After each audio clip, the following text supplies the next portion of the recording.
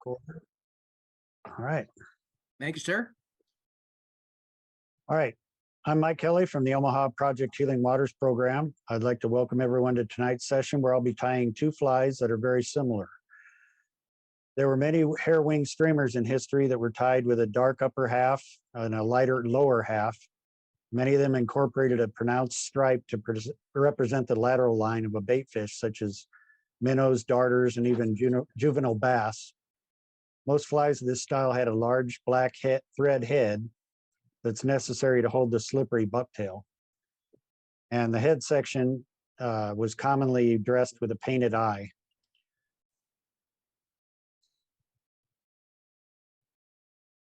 This is the Black Nosed Dace. And what we're going to start with, though, is the Mickey fin.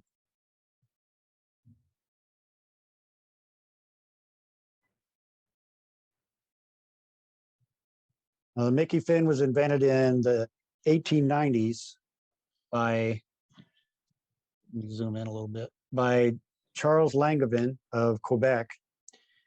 And it was known locally as the Langevin. In 1936, John Alden Knight, a writer, outdoorsman, and the guy who created the solunar tables, was given a red and yellow bucktail streamer by a friend, and he caught 75 brook trout on the fly in upstate New York.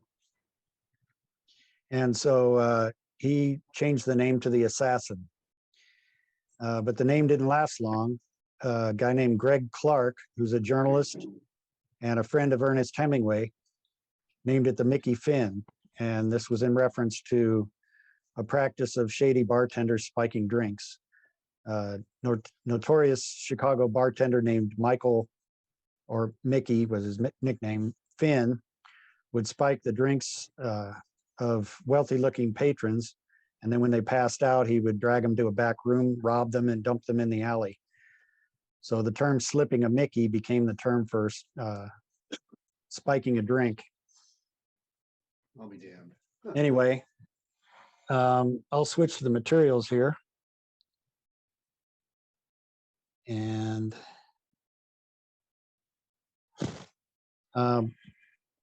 probably the best way to, let me try to zoom out a little bit here.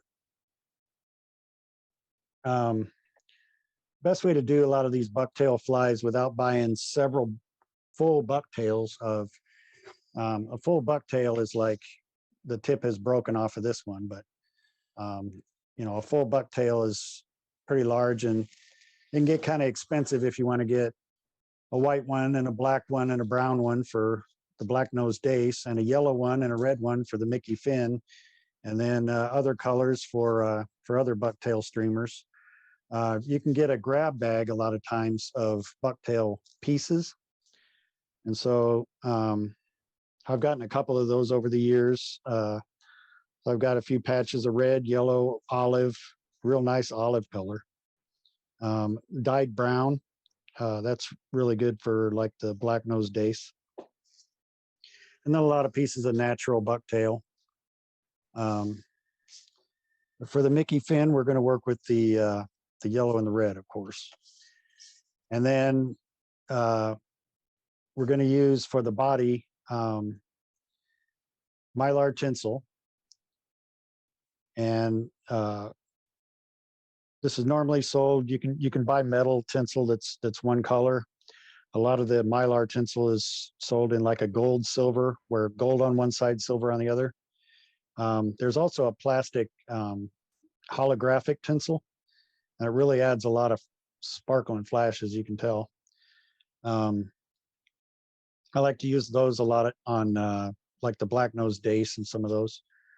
But then the body is wrapped with the tinsel, and then it's ribbed with a medium French tinsel. And you can use gold or silver for the French tinsel. In this particular, let me switch back to the fly. In this particular Mickey fin that I tied, it's actually a gold body. I don't know if you can tell that against that background. Gold body with a silver rib.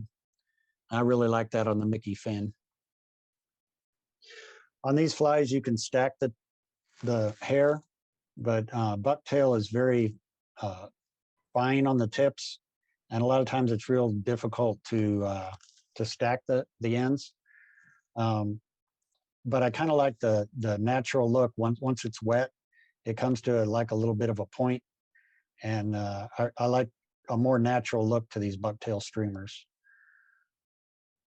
But a lot of times I'll even kind of half stack them. I'll stack them, even though it doesn't work out with perfectly aligned tips. It at least gets them to where they're in the neighborhood.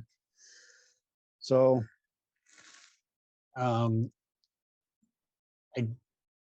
you could probably go as low as a 10. I don't know if I would tie these streamers much smaller than that.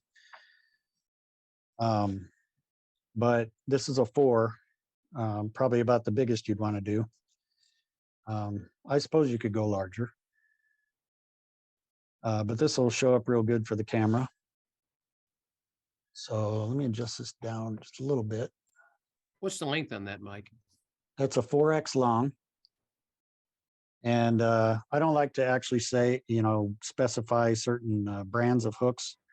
You could do it on a 3X long. You could do it on a 4X long, whatever your favorite brand of hooks is. But we're going to go ahead and we're going to start with a 140 denier thread. Ultra thread is good for this because you can flatten it. You can twist it up to where it's corded, or you can flatten it. So I'm going to start about an eye length back, at least an eye length back, because one problem with these is they obviously have a very pronounced head because of all you're doing at the front of the fly. And you just don't want to add to that if you don't have to. So I'm going to start here toward the front, and I'm going to, this is the Mickey fin. So the last material that we're going to actually use on the body is the rib. So I have a piece of the silver tinsel here. Again, this is the French tinsel, and it's like a woven, like a braided fine tinsel. And I'm going to start that up toward the front of the hook because I want a nice even body. And I also want that rib to start on the lower distant side from me, so the far away side from me. Because when I start to wrap it, I want that to come around and not cause any problems. On a fly like this, it doesn't actually have a tail, so that's not as big of an issue with the rib. You're not going to be fouling the tail, but switch helps with a little bit of reading glasses here. And I'm trying to stay touching turns as best as I can. I'm doing a pretty good job this time. It doesn't have to be, but you really want to be concerned about a smooth thread base. Whoops, I went backwards a little bit there. And occasionally you can spin your bobbin. It would be counterclockwise as you're looking down on it. And I don't know if you can tell that really flattened the thread. And it's easier to make touching turns that way. And now I'm at the end. Now, something you can do on a Mickey fin is put a little bit of sometimes I'll start with a red thread, 140 denier. I'll start the thread base with red, and then I'll actually tie a little bit of a red butt down there at the bottom and touch that with some UV glue and put just a little bit of a red butt down there, and then start the tinsel body. And that really is a good look.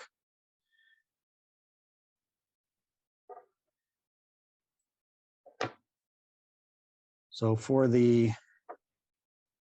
Mylar tinsel, I'll do a gold body again. So the good thing about this Mylar tinsel is it's very thin, so you don't really have to worry about creating bulk. So you can tie it in here at the bend of the hook. And if you let your thread hang and it hangs down to the barb, you know you're at the bend of the hook. So I'm just going to take that forward. And as close turns as I can, I'm going to wrap back to the front. And again, spin that every once in a while to give me a good flat thread and make it a little quicker to cover that shank.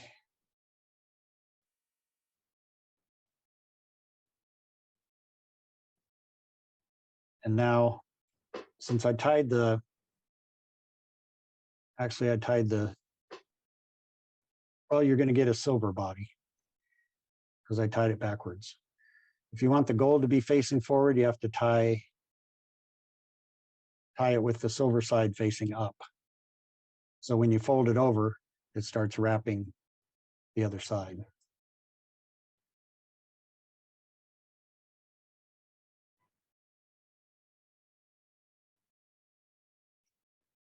So I'm going to do as touching turns as possible. If you overlap the wraps of Mylar tinsel, you end up with a little bit of an angle. And when you get toward the front of the fly, it starts to come away from the hook shank. And if you can just barely do touching turns like this, then it'll stay real flat like this. Normally by this time of the hook, I would have a bump there. And this looks like a pretty good coverage. So right here, about an eye and a half or 2 eyes back is where I'm going to go ahead and tie this off.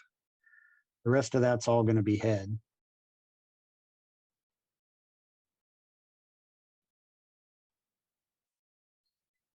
Some real good wrap so that doesn't come undone.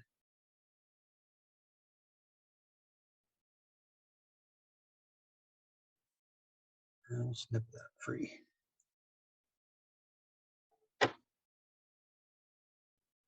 Now I have the, are we still focused pretty good? Your focus is good, Mike. Okay, now I'll take the French tinsel and start with a pretty strong turn at the back. And then I want about 7 turns going up the body. Normally a streamer like this is about 7 turns. Of course, it depends on your hook length and really how closely you wrap. If you take your time, you can get nice, evenly spaced wraps there. I'll bring that up to the front and tie that off real good. My thread has flattened quite a bit there, if you can see that. Mike, can you let me in on my other phone, please? Yes, hang on a second. And boom. Thank you. So I'm spinning it clockwise as if looking down on it to cord up the thread so I can tie that material down good. I've got a few good wraps over that. A little bit of feedback there, John. You might want to turn off one microphone. Yeah, just a second. There we go. While he's doing that, Mike, you might want to consider spotlighting yourself because it's switching back and forth between you and John. And let me see here.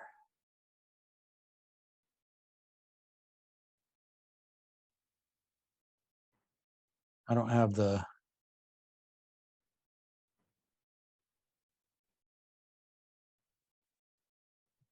If you don't have the co-host, don't worry There we about go. it. It's not that. I do now.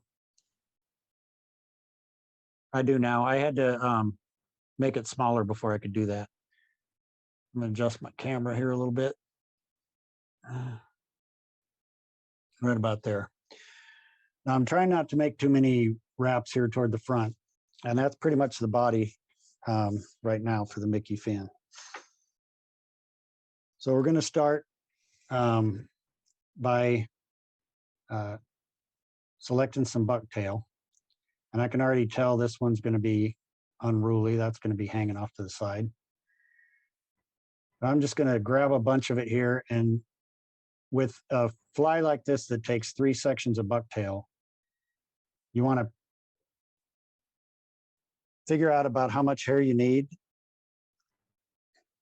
or you think you need, and then you want to cut it in half. Because the most common problem with these flies is overdressing them, using too much bucktail. I'll tell you by experience, I've done that a lot, and sometimes I don't even realize I'm doing it. Those usually end up in my fly box. I don't give them to people. But when you throw one of those bucktails out there that has too much bucktail on it, they will float. And you want it to sink a little bit. So what I did there was I took a lot of the long fibers out and kind of hand stacked it, if you will. Just take the longer ones and then try to bring them back here. So if you look at my tips, I've got some longer tips here where I've brought the real long ones out. And so that's actually probably going to be about right. So I'm going to take any, oops, I just pulled some of those out. Take any of the shorter fibers out of there. So I'll grab it up by the tips and just kind of pull a couple of those out. This isn't real messy like deer body hair is, where you have the fuzz, but you do have shorter hairs. So I'm going to take this small bunch of yellow. I'm going to do a pinch wrap.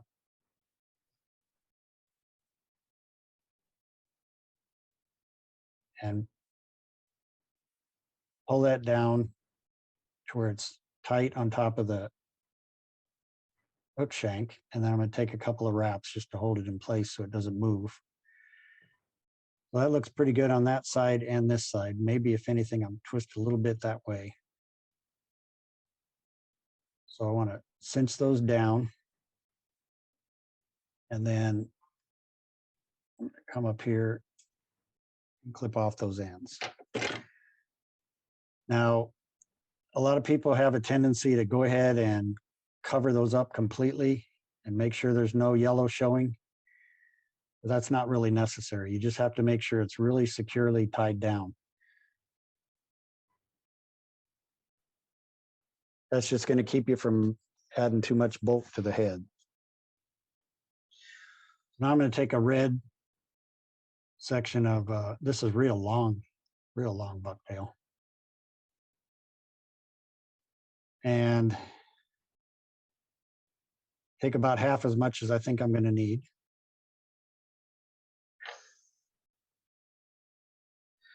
You'll see what I mean after you've tied a few of these, because I don't know if it's a tendency to think I need this much for a wing, so I'm going to cut off this much bucktail, and then you end up with way too much.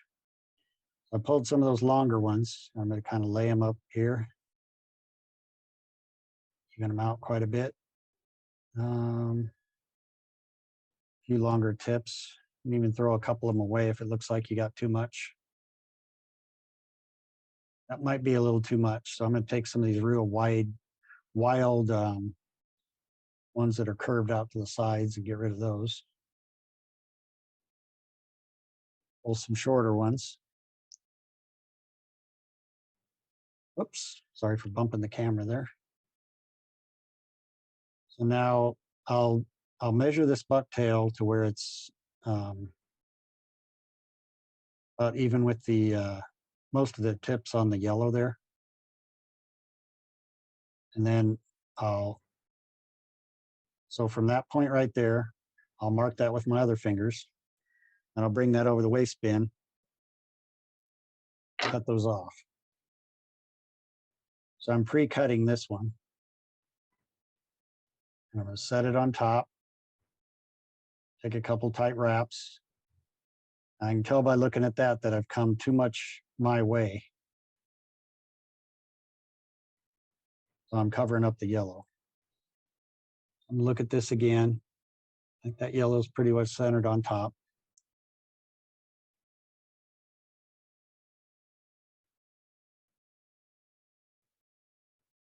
And then I'm going to do a pinch wrap.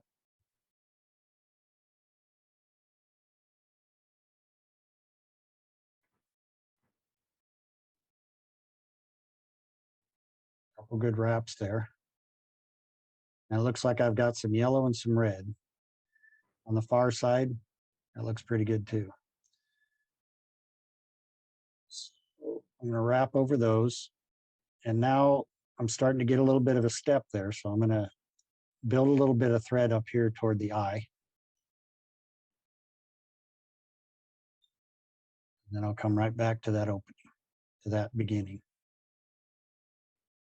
Now it's flared out a little bit right now, but at the end, we're going to do a step here that's going to fix that a little bit. Now I want to take another section of yellow, my yellow bucktail piece, go through the same cleaning and hand stacking process there. And then I want it to be right about there. Remeasure that. So I'll mark that with my fingers. Flip it off. And then I'm going to try to get that right on top. Sometimes you can just put it on like that. And that actually worked out pretty good. Take a couple more wraps here. Check my other side. It's not too bad. I'm going to call that good. So I'm going to take a couple of loose wraps right back here toward the end.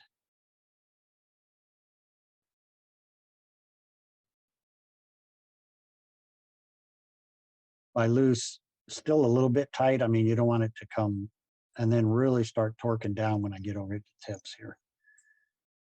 You really want to hold that bucktail in. So you want tight wraps here, but those ones toward the back of the wing there are just going to kind of group that together and hold it tight. So now if there's any shaping you need to do in the head, maybe a little bit in here, kind of even that out. Look around the other side and make sure you didn't get any tips that didn't get covered. And then come back a little ways. It's not as critical on these flies to do a good whip finish, but to me, you never really want to do a bad whip finish. You might as well stay in the habit of it. So we'll go from back to front over those wraps, about 4 turns. And then clip the thread.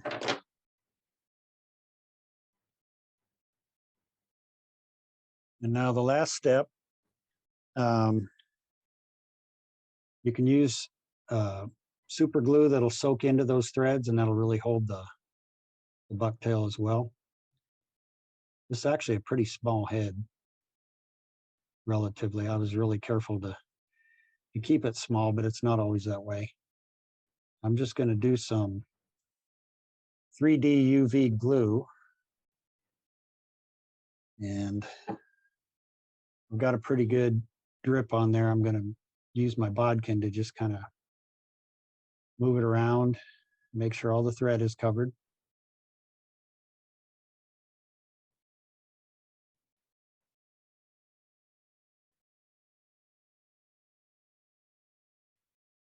And then keep it rolling a little bit while I reach for my UV light.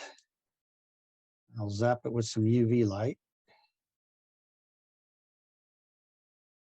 Make a nice glossy head.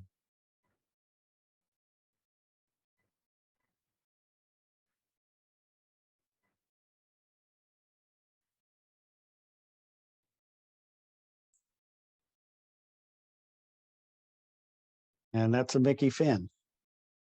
Any questions?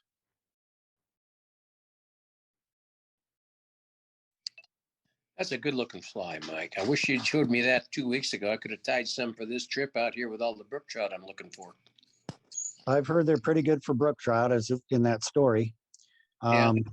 I will say I am not very successful with Mickey fins on crappie. I've caught a few, but I don't know if it's too bright. I don't know what the difference is or if it's the color of the water. But the Black Nosed Dace is a much different story. And it's probably that I use the Black Nosed Dace a lot more often than this. And the good thing about these hair wing flies like this is they're not weighted. They don't sink right to the bottom. But they sink slowly, and it's almost a neutral buoyancy. So if you're in real shallow water in a stream or in still water, it's going to sink real slowly, and then you can just retrieve it slowly and twitch it every once in a while. And it just seems like those little twitches are really triggers a bite. Yeah, that was the problem I had today. I was using a prince nymph, a beadhead prince nymph, and I tied it in both weighted and unweighted.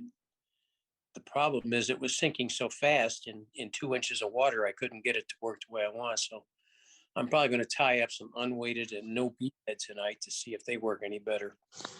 Right.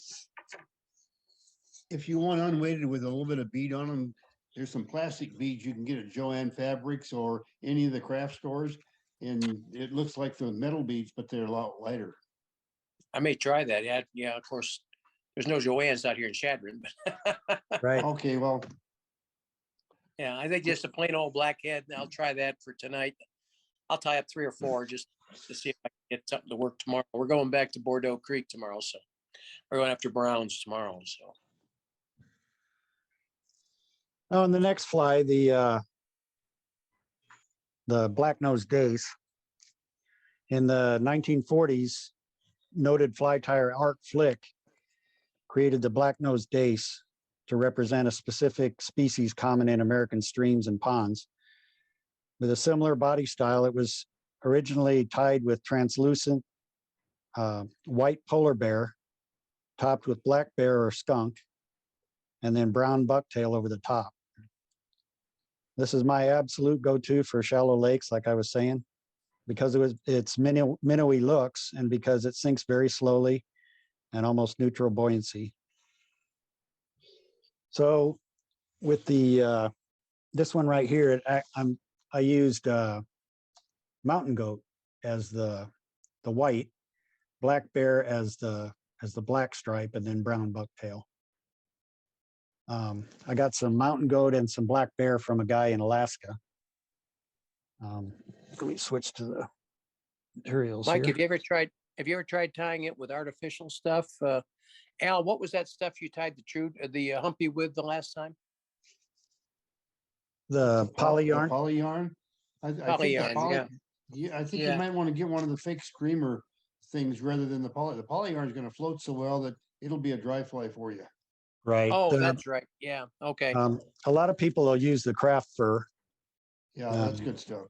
That comes in different colors and everything, and you don't ever have to do as much maintenance as far as cleaning out the fuzz and everything else.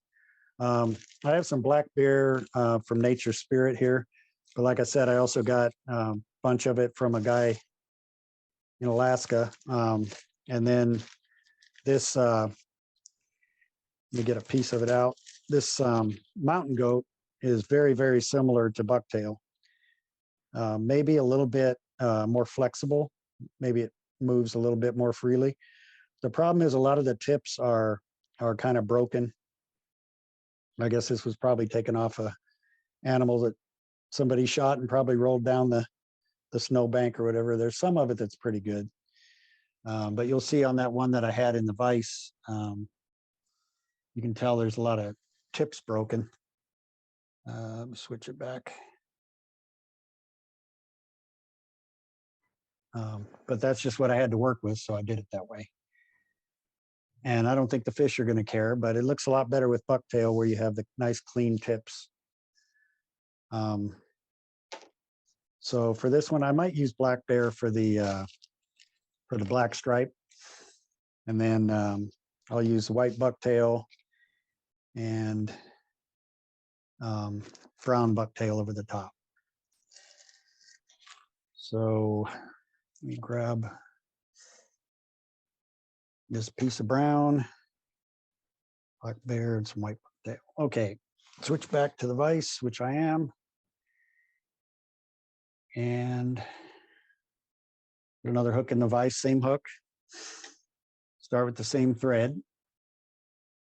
Start at eye length back at least. And I'm just going to get that secure first because I'm going to start my tail material at the front because I want to build a little bit of bulk here.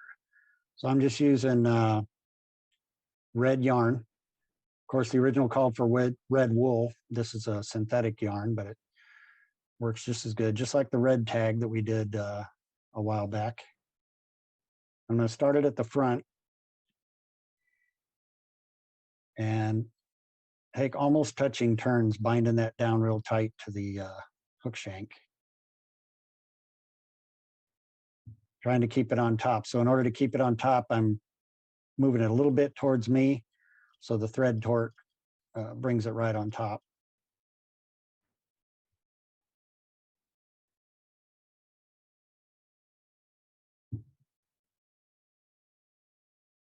So I want to go, whoops, that was almost a catastrophe.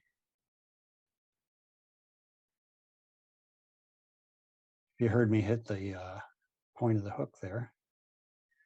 So that's about how far I want to go back. And for the tail, so if you have the, if you go to the end of the shank is from the eye back to the point right above the barb.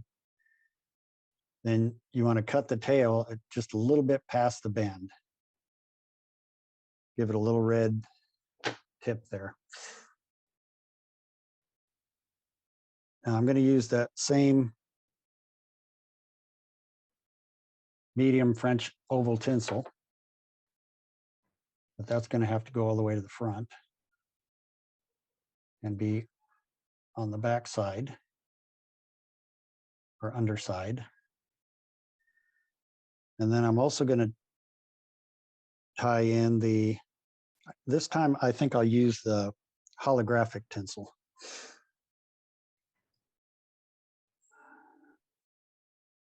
Do something a little different.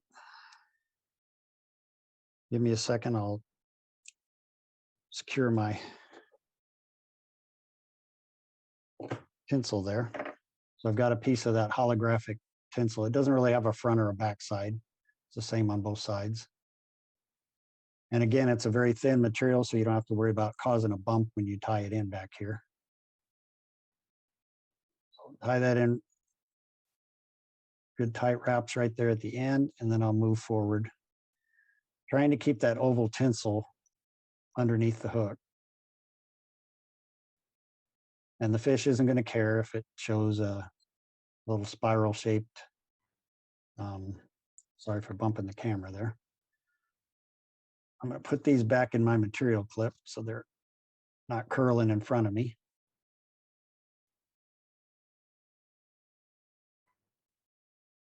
There we go.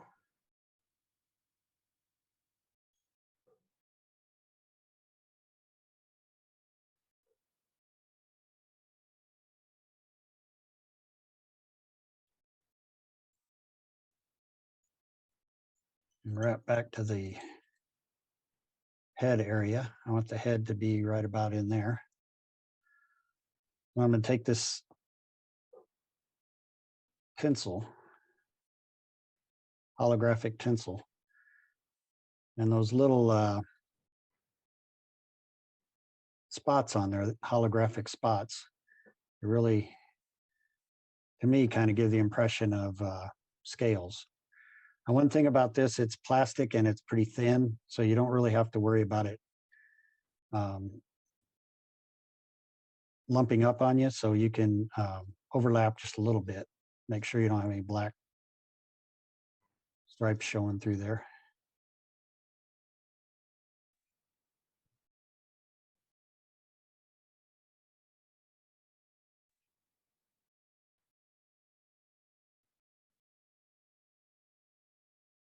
And now that we're up here toward the front, I'm going to tie that off. Some good wraps. And then I'll take the rib, and since I'm making wider wraps with this, this is going to hold that down. You don't really necessarily have to reverse wrap the rib.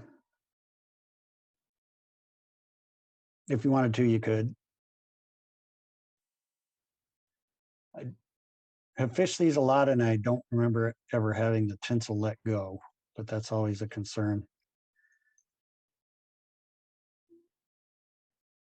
Tie that down good. And clip that off. So pretty much the same proportions as the Mickey fin. It's in thirds. But we'll do white on the bottom to represent the lighter underbelly of a bait fish. I'll just, I do have a lot of smaller, a lot of shorter hairs in this. There's some that are pretty long, so I'm going to try to hand stack those.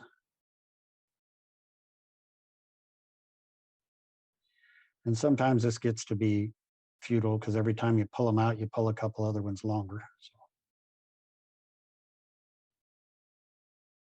But that gets it pretty close. Now I want it to be a little bit past the tail. Like that. So I'm going to mark that, cut the ends off or the waist bin, and tie that down on top of the shank.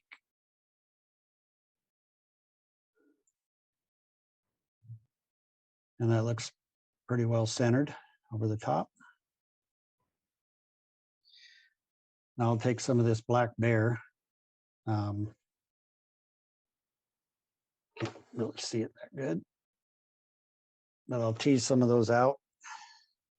It's a lot finer than bucktail. And this doesn't really have to be as thick. This is the lateral line of the bait fish. Now, one thing about black bear is there's a lot of under fuzz here. Makes some pretty coarse dubbing.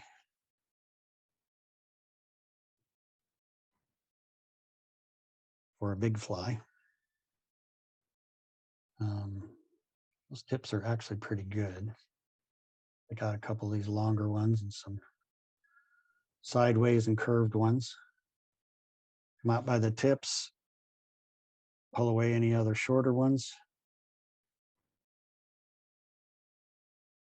Kind of reduce my amount there. That looks pretty good actually.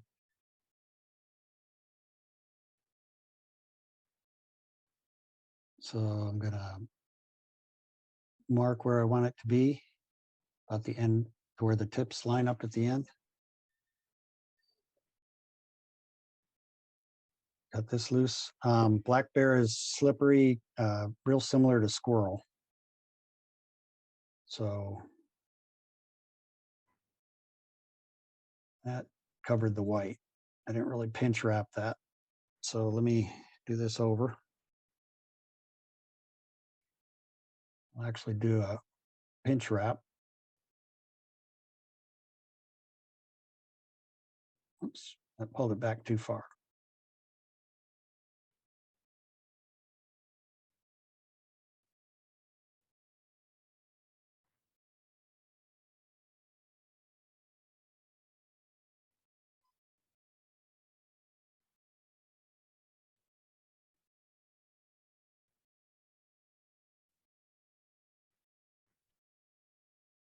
Looks pretty good from this side.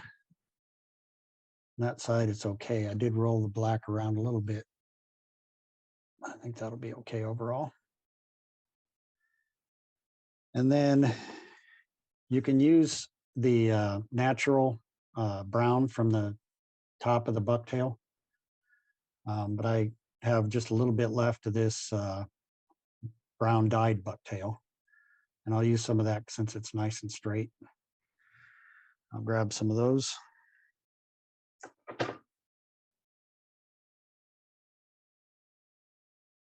Take the shorts out. And I might try to semi-stack that a little bit here.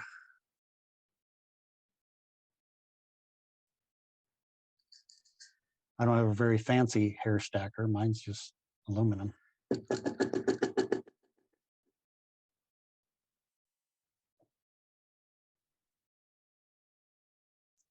I'll stack some of those tips.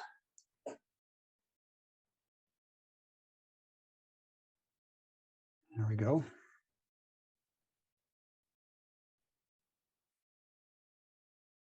And then I want that to be about that long right there.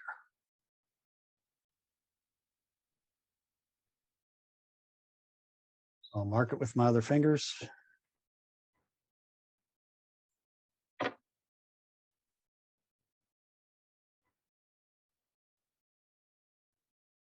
Bring this back to about in there. And then I'll do another pinch wrap.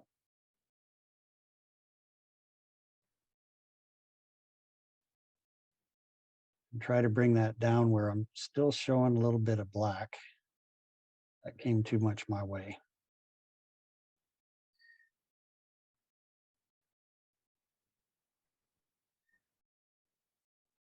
The fish aren't going to care if it's not perfect, but try this again.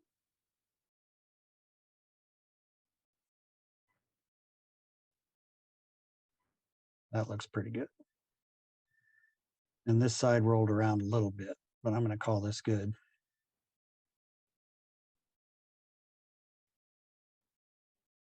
And build up from the eye here a little bit.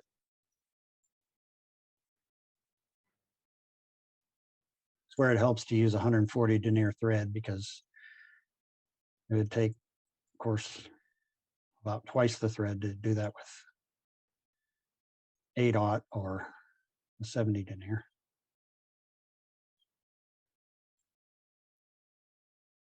Head shaped pretty good. Make sure all my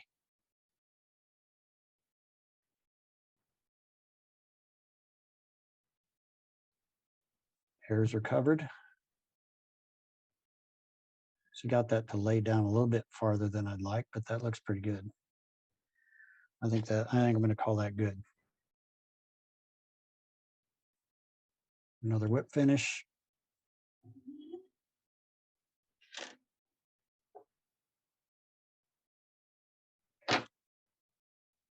Flip it.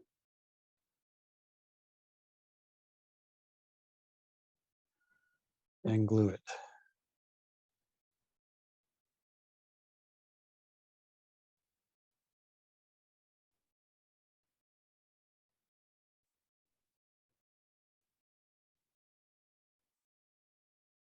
It's a fun fly to tie.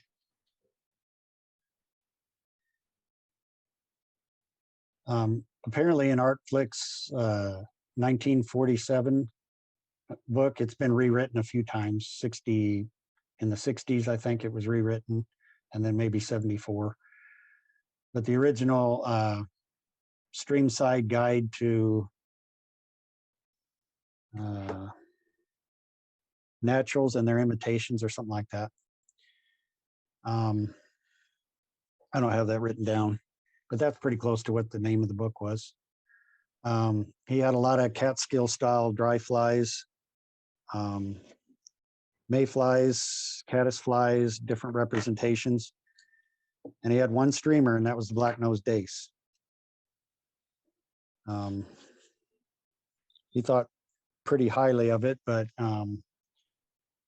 he said he would, I think he said he would only fish it in the spring, mainly. And I don't know if that's when those bait fish were visible, to know that that's what the fish were feeding on.